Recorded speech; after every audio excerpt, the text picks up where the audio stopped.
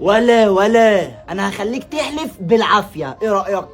انت تعبان يا عم ولا ايه؟ ما انا لو مش عايز احلف مش هحلف.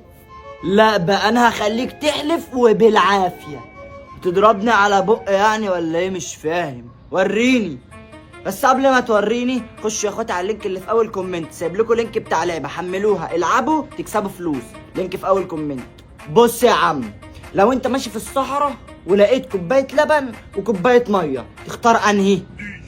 كوبايه ميه وكوبايه لبن؟ هختار الميه. ركز، هقول تاني.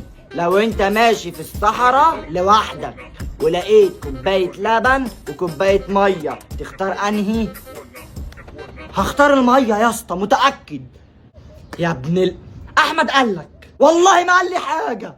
لا اديك حلفت اهو.